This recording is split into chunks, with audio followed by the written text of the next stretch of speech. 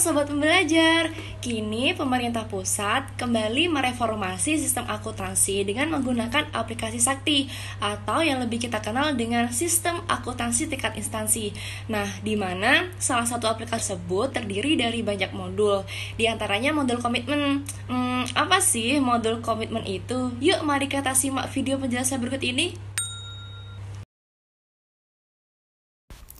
Jadi, modul komitmen itu adalah modul yang memuat informasi mengenai kebutuhan dana dan alokasi dana yang ada, yang berfungsi sebagai perencanaan kas agar tidak terjadi cash mismatch.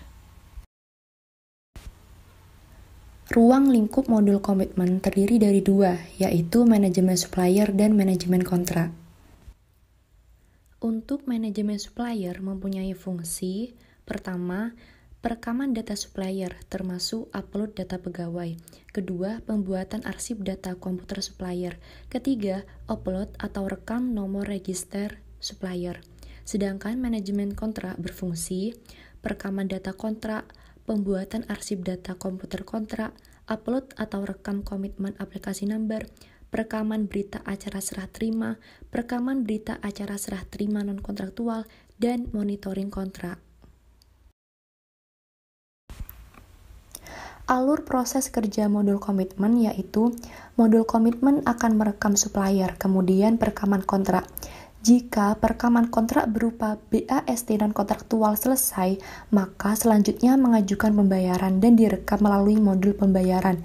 Jika perekaman kontrak berupa BAST, maka akan dilakukan pendetailan atau pencatatan aset di modul aset tetap. Kemudian, untuk pembayaran akan mengajukan SPP dan direkam oleh modul pembayaran. Nah, saat ini kita masuk ke pembahasan manajemen supplier. Manajemen supplier merupakan kegiatan mengelola data penerima pembayaran untuk kemudian didaftarkan ke SPAN. Sedangkan supplier adalah pihak yang menerima pembayaran atau yang menjadi tujuan pembayaran. Tipe manajemen supplier terdiri dari 7 tipe. Tipe 1 tentang satker, untuk pembayaran melalui rekening bendahara seperti UP, TUP, GUP, GU nihil, gaji, non-gaji, pengesahan, dan lain-lain. Tipe 2 tentang penyedia barang atau jasa, untuk pembayaran ke pihak ketiga seperti kontraktual, non-kontraktual. Tipe 3 tentang pegawai, untuk pembayaran langsung ke rekening pegawai seperti gaji, non-gaji.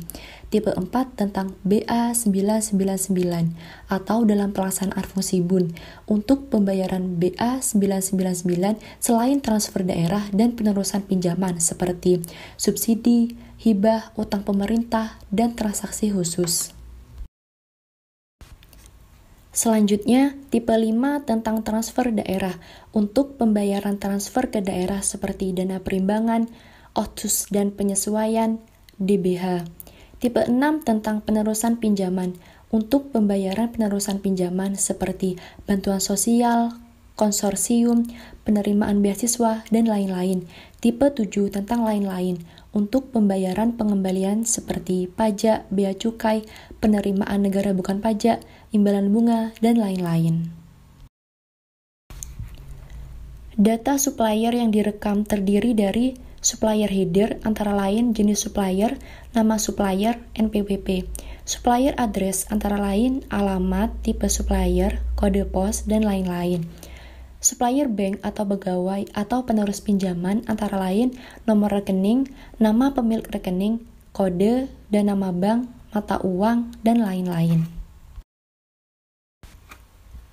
Alur proses pendaftaran supplier. Pertama, operator akan merekam data supplier, kemudian approver membuat arsip data komputer supplier untuk input ke SPAN. Approver akan membuat ADK supplier, kemudian ADK supplier diupload ke SPAN, maka SPAN akan membuat ADK nomor register supplier, selanjutnya operator akan merekam NRS. Nah, selanjutnya kita akan membahas manajemen kontrak. Manajemen kontrak merupakan kegiatan mengelola data-data detail kontrak atau perikatan dengan pihak ketiga, untuk kemudian didaftarkan ke SPAN. Pelaksanaan manajemen kontrak memiliki 2 tujuan utama. Pertama, untuk mengelola tindakan-tindakan awal yang menimbulkan kewajiban negara dalam rangka disiplin anggaran atau ketaatan terhadap batas pengeluaran. Kedua, untuk mendukung terwujudnya perencanaan kas yang berorientasi ke depan atau forward cash planning. Tipe kontrak terdiri dari dua, yaitu annual years berarti tahunan dan multi-years berarti tahun jamak. Data kontrak yang direkam adalah pertama, header kontrak seperti nomor kontrak, tanggal kontrak, uraian kontrak, identitas supplier, sanksi, dan lain-lain. Kedua, line kontrak seperti cara penarikan, nilai uang muka, nilai retensi, dan lain-lain. Ketiga, jadwal pembayaran seperti tanggal pembayaran, nilai pembayaran, pengembalian uang muka, potongan retensi, dan lain-lain. Keempat, distribusi COA seperti kombinasi COA dan nilai. Berikut adalah alur proses pendaftaran kontrak tahunan, di mana operator akan merekam data kontrak, kemudian approver membuat ADK kontrak, kemudian ADK kontrak diupload ke SPAN. Kemudian SPAN menghasilkan ADK komitmen aplikasi number. Kemudian komitmen aplikasi number akan diproses oleh operator. Berikut adalah alur proses pendaftaran kontrak multi-years, di mana proses ini hampir mirip dengan kontrak tahunan. Hanya saja, kontrak multi-years ini ada kontrol yang lebih rigid lagi. Hal penting pada saat berita acara serah terima.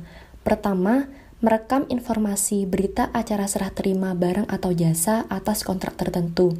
Kedua, untuk BAST barang, informasi barang yang harus direkam hanya kode sub-sub kelompok barang dan harga satuan. Ketiga, informasi BAST akan dijadikan dasar bagi modul persediaan atau modul aset tetap untuk melakukan pendetailan aset. Keempat, informasi BAST juga akan dijadikan dasar bagi modul pembayaran untuk membuat SPP kontraktual. Hubungan antar modul. Nah, pertama, hubungan modul komitmen dengan modul GLP, di mana modul komitmen men-trigger jurnal akuntansi ke modul GLP dan modul GLP akan membuat jurnal. Kedua, hubungan modul komitmen dengan modul anggaran. Pada saat terjadi komitmen, modul anggaran akan men-locking pagu tersebut, dan modul anggaran memberi pedoman agar komitmen terjadi tidak melebihi batas pagu yang dianggarkan. Ketiga, hubungan modul komitmen dengan modul aset tetap, di mana modul komitmen memberi informasi kontrak dan BAST ke modul aset tetap. Selanjutnya, modul aset tetap akan mendetailkan barang yang sudah diterima. Keempat, hubungan modul komitmen dengan modul pembayaran. Saat terjadi komitmen, modul komitmen akan memberikan informasi kontrak ke modul pembayaran. Kemudian, pencairan dana atas komitmen yang terjadi diproses melalui modul pembayaran. Kelima, hubungan modul komitmen dengan modul GPP, di mana modul GPP memberikan informasi data pegawai dan data gaji ke modul komitmen. Contoh singkat mengenai hubungan modul komitmen, modul GLP, dan modul pembayaran. Modul GLP dan modul komitmen secara garis besar beroperasi sesuai PMK 212 tahun 2019 tentang jurnal akuntansi pada pemerintahan pusat, di mana modul GLP terdapat penggunaan jurnal anggaran untuk komitmen belanja dan atau pengeluaran pembiayaan pada pengembangan aplikasi terintegrasi generasi lanjutan dengan mekanisme posting rule menggunakan single entry dan double entry. Pada entitas akuntansi atau pelaporan pemerintah pusat tingkat kementerian lembaga, aplikasi terintegrasi generasi lanjutan menggunakan mekanisme posting rule secara single entry sesuai kebutuhan informasi untuk manajemen anggaran.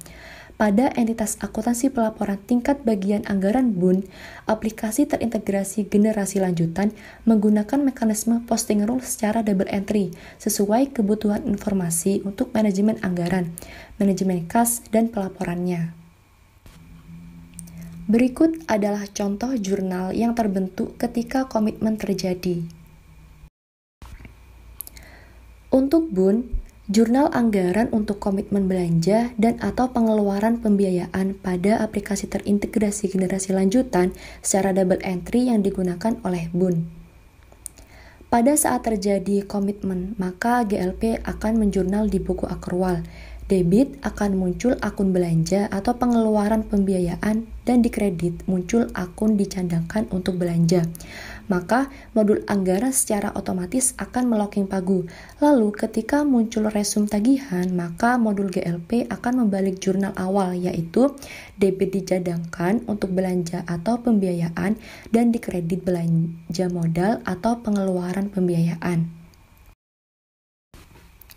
Untuk kementerian atau lembaga, jurnal anggaran untuk komitmen belanja dan atau pengeluaran pembiayaan pada aplikasi terintegrasi generasi lanjutan secara single entry yang digunakan kementerian atau lembaga.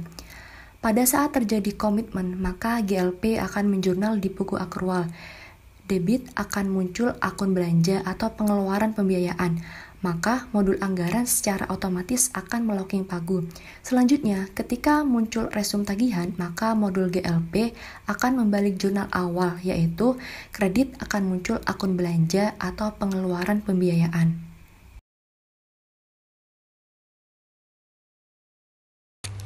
Nah, bagaimana sobat pembelajar? Pasti sudah ada gambaran kan mengenai modul komitmen ini? Semoga video edukasi ini bermanfaat ya. Terima kasih.